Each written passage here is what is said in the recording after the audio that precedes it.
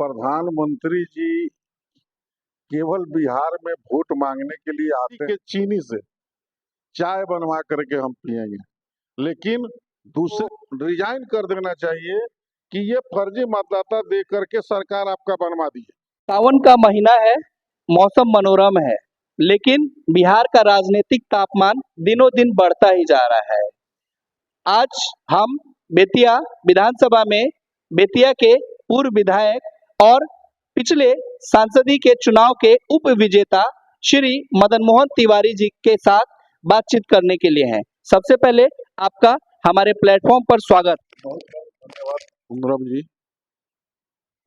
श्री मदन मोहन तिवारी जी, आगामी 18 जुलाई को बीजेपी का कहना है कि वो 52वीं बार बिहार में आ रहे हैं और छठी बार मोतिहारी के गांधी मैदान में आ रहे हैं और बिहार को हजारों करोड़ की परियोजना और किसानों के लिए 2-2 हजार रुपए उनके खाते में डालेंगे।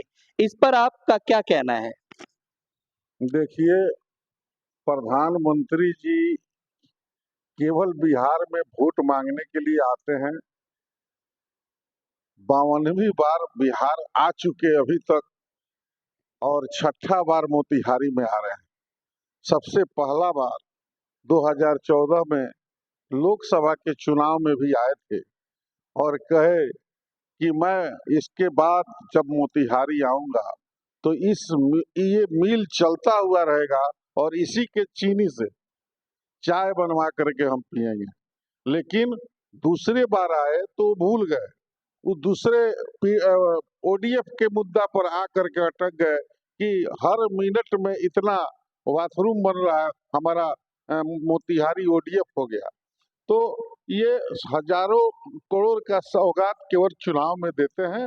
चुनाव जीतने के बाद ये भूल जाते हैं कि बिहार के लोगों का क्या हालचाल है, मोतिहारी के लोगों का क्या हालचाल। वोटर पुनरीक्षण जो बिहार के लिए एक ज्वलंत मुद्दा है, सुप्रीम कोर्ट ने ऐसा निर्णय दिया है कि इलेक्शन कमीशन ऑफ इंडिया के द्वारा लिया हुआ निर्णय वोटर रिवीजन का वो चलता रहेगा, लेकिन उसके बावजूद भी महागठबंधन के सभी दल के विरोध में है। ऐसा क्यों?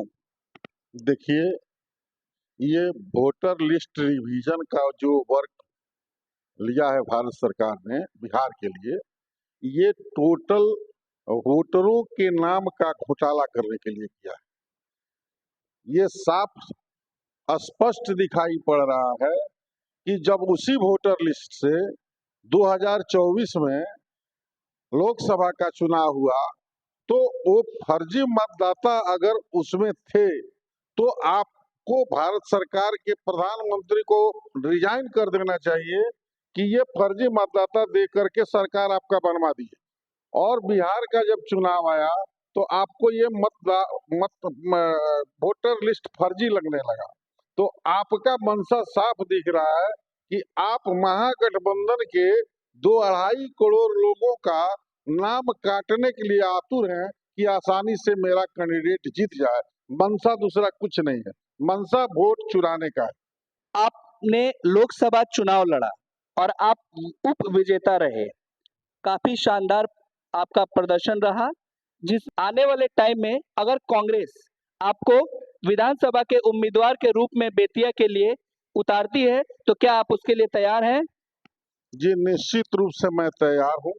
मैं हमेशा बेतिया मझौलिया के लोगों के साथ मिलजुल के रहता हूँ और मैंने अपने विधायक के विधानसभा के सदस्य के रूप में मैंने जो काम किया है, मैं अभी तक 4 इलेक्शन लड़ा। मैं 2010 में चुनाव विधानसभा का लड़ा, हमको 13,000 मत मिला। मैं 15 में विधानसभा का चुनाव लड़ा, 66,500 मत मिला। मैं 20 में चुनाव लड़ा, 69,000 वोट हमको मिला। मैं लोकसभा का 24 में लड़ा, 74,000 वोट मिला। तो ये साबित करता है कि मैं जो चुनाव लड़ा उसमें 4-5 हजार वोट निश्चित बढ़े। हम लोगों में ऊहापोह के परिस्थिति में नहीं रहे, लोग हमको आशीर्वाद देते रहे बढ़ चढ़ कर, इसलिए हमको ज्यादा मत आया। जीतना और हारना, जीतना भी उतना ही अच्छा है, हारना भी उतना ही अच्छा है।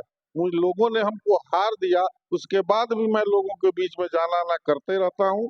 और जो चीज मैं अपने विधायकी काल में किया कि खवैया से केशोवन 75 साल हो गया आजादी के, लेकिन कोहड़ा नदी में पुल और सड़क नहीं था।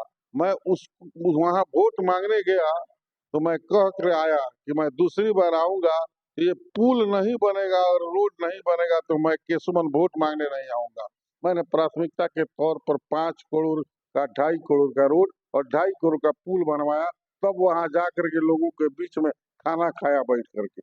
यह मेरा अपना जुनून बन गया था कि हम कैसे बनवाएं। लेकिन आज के डेट में जिन्होंने वादा किया था कि 62 पुल का मैं बड़ा भंवारी बनवा दूंगा, जिससे 50 गांव का बाढ़ का पानी का निकासी होगा, उसको उसके तरफ ताकने भी स्थानीय विधायिका नहीं गई।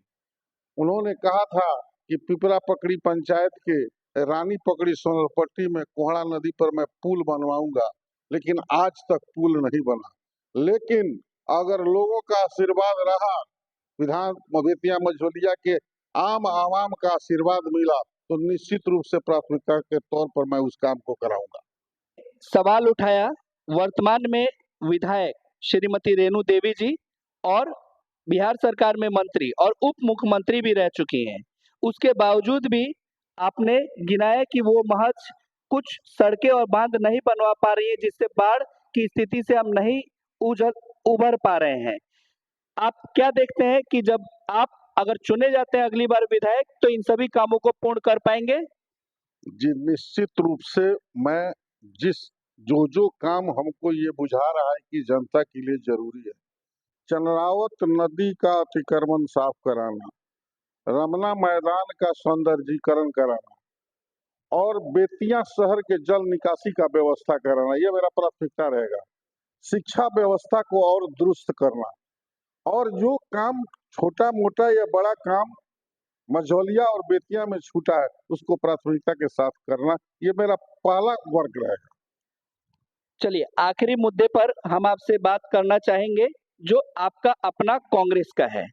पूरा देश जो है युवाओं में रोजगार की मांग है, और इसी समस्या को देखते हुए कांग्रेस महारोजगार मेला का आयोजन पटना के गांधी मैदान के समीप ज्ञान भवन में करने जा रही है 19 तारीख को।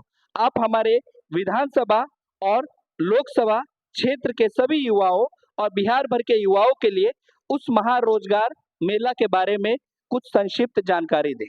देखिए, कांग्रेस और महागठबंधन का जो घोषणा है बिहार में, ये पूरे देश में चल रहा है। रोजगार मेला जो है पूरे देश में चल रहा है।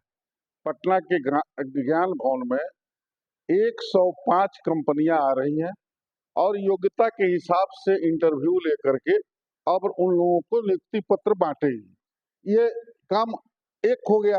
दूसरा काम, हम लोग घर घर जा करके पूरे बिहार के 38 जिला में माई बहन योजना 18 वर्ष से ऊपर और 60 वर्ष के नीचे के महिलाओं का रजिस्ट्रेशन कर रहे हैं। हमारी सरकार बनेगी तो 2500 रुपया हर मंथ उनके खाते में जाएगा। हमारा सरकार महागठबंधन का बनेगा तो हम लोग ये घोषणा किए हैं कि 500 का सिलेंडर हर परिवार को देंगे। हम लोग महागठबंधन की सरकार बनेगी तो 200 यूनिट हर परिवार को बिजली मुफ्त देंगे। ये सब घोषणाएं हम लोग कर रहे हैं। शिक्षा व्यवस्था और भ्रष्टाचार पर हम लोग अंकुश लगाएंगे। जो आज के डेट में अफसरशाही हावी है उसको हम लोग समाप्त करेंगे। क्या आपको लगता है कि 35 वर्षों के बाद आपकी महागठबंधन सत्ता में वापसी कर पाएंगे इस बार?